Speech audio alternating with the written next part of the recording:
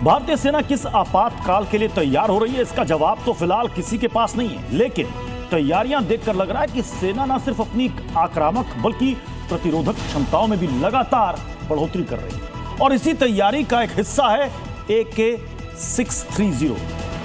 जी नहीं, ये AK series की कोई ऑटोमेटिक राइफल नहीं है, बल्कि ये एक ऐसा एयर डिफेंस सिस्टम है जिसे भारत अपनी सेना में शामिल करने जा रहा है।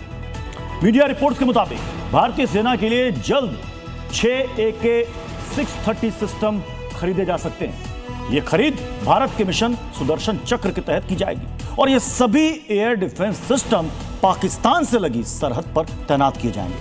AK-630 एक multi barrel air defence system है जिसके जरिए एक साथ 6 बैरल से हवाई टारगेट पर निशाना साधा जा सकता है। यह एयर डिफेंस सिस्टम 4 से 5 किलोमीटर दूर तक किसी भी ड्रोन, एंटी शिप मिसाइल या फिर हेलीकॉप्टर को गिरा सकता है और इसका फायरिंग रेट है 2000 शेल प्रति मिनट। ऑपरेशन सिंदूर के दौरान भारतीय वायुसेना की एयर डिफेंस ने पाकिस्तानी मिसाइलों और ड्रोन्स को हवा में ही तबाह कर दिया था। भारत की इसी हवाई सुरक्षा क्षमता में अब AK-630 से इजाफा किया जाएगा। जिस पाकिस्तान के इरादों को निस्तनाबूद करने के लिए भारत अपनी ताकत में बढ़ोतरी कर रहा है, वो पाकिस्तान भी खामोश नहीं है, बल्कि पिछले टकराव में मात खाने के बाद वही पाकिस्तान एक बार फिर उकसावे भरे बयान दे रहा है, मौका दे रहा है।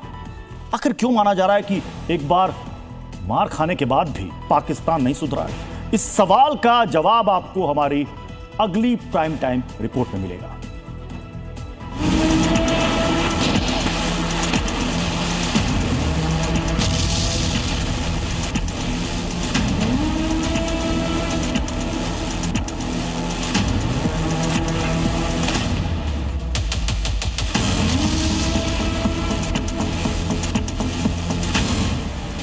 ऑपरेशन सिंदूर में मिली शिकस्त को अभी 6 महीने का वक्त भी नहीं गुजरा है कि पाकिस्तान ने दोबारा अपने जुबानी तीर चलाने शुरू कर दिए हैं।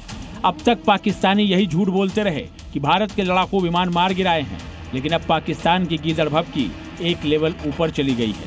अगर आपको इस तथ्य पर यकीन ना हो तो आपको पाकिस्तानी रक्षा मंत्री ख्वाजा आसिफ के एक बयान पर गौर करना चाहिए। एक अखबार को दिए इंटरव्यू में ख्वाजा आसिफ ने कहा है, पाकिस्तान हमारे मजहब की बुनियाद पर बनाया गया मुल्क है। इस बार भारत को हम मलबे में तब्दील कर देंगे। अगर ख्वाजा आसिफ इस बात को अपना ख्वाब कहते तो समझ में भी आता, लेकिन वो भारत को मलबे में बदलने का दावा कर रहे हैं, जिसके 2 ही मतलब हो सकते हैं। या तो ख्वाजा आसिफ अपनी आवाम को कोरे झूठ की एक और डोज दे रहे हैं, या फिर वो भारत को दोबारा उकसा रहे हैं ताकि भारत और पाकिस्तान के बीच फिर कोई टकराव हो और एक बार फिर दुनिया की नजरें दक्षिण एशिया के इस हिस्से पर आकर टिक जाएं। उकसाने की थ्योरी को बल इस वजह से भी मिलता है क्योंकि पाकिस्तानी सिस्टम में सिर्फ नेता ही नहीं बल्कि मिलिट्री भी बार बार टकराव जैसे हालात पर बोल रही है। पाकिस्तानी फौज के प्रवक्ता अहमद शरीफ चौधरी ने भी ऐसा ही एक बयान दिया है। एक सोशल मीडिया पोस्ट में अहमद शरीफ ने लिखा है, अगर पाकिस्तान को दुनिया के नक्शे से मिटाया गया तो यही हालत भारत की भी होगी। अहमद शरीफ के बयान से तो उस एटमी धमकी की बू आ रही है जिसे पाकिस्तान ने सालों से ब्लैकमेलिंग का हथियार बना रखा है। ऐसा नहीं है कि बयानों का सिलसिला एक तरफा है, भारत से भी लगातार पाकिस्तान केंद्रित बयान आ रहे हैं। फर्क सिर्फ इतना है कि भारत लगातार एक ही बात कह रहा है, दोबारा आतंकी हमला हुआ तो सख्त जवाब दिया जाएगा, जबकि पाकिस्तान बार बार जंगी राग अलाप रहा है, मानो वो किसी भी सूरत में एक और जंग चाहता है।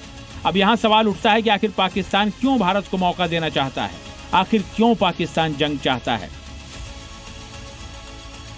इस सवाल का पहला जवाब हो सकता है कि जंग या सीमित टकराव के बहाने पाकिस्तान उस इस्लामिक नाटो को सक्रिय करने की कोशिश करे जिसका जन्म होना अभी बाकी है, यानी मुस्लिम देशों की लामबंदी के लिए पाकिस्तान जंग जैसे हालात पैदा कर सकता है। दूसरी संभावना यह है कि टकराव के जरिए दक्षिण एशिया में पाकिस्तान अमेरिका और पश्चिमी देशों की सक्रिय एंट्री कराए ताकि भारत, चीन और रूस चीन के गठबंधन को नुकसान पहुंचाया जा सके।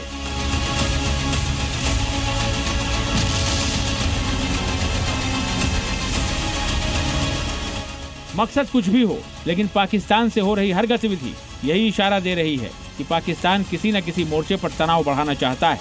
इस साजिश का एक संकेत उस वक्त भी मिला था जब रक्षा मंत्री राजनाथ सिंह ने सर क्रीक को लेकर पाकिस्तान को चेतावनी दी थी। जिस सर क्रीक की दलदल 1965 के बाद से शांत थी, वहां पाकिस्तान ने दोबारा सैन्य गतिविधियां शुरू कर दी।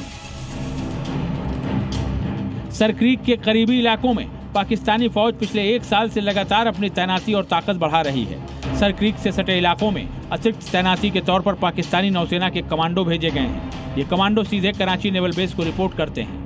इसके साथ ही साथ सर क्रीक पर निगरानी के लिए नए टावर भी बनाए गए हैं। पाकिस्तानी क्षेत्र में दावा, नार और दाफा में ये नए टावर लगाए गए हैं। पाकिस्तानी नेवी ने 18 अटैक बोट भी सर क्रीक के नजदीक तैनात की हैं और सर क्रीक से सटे इलाकों में गश्त के लिए चीन से खरीदी गई छोटी पनडुब्बियां भेजी गई हैं।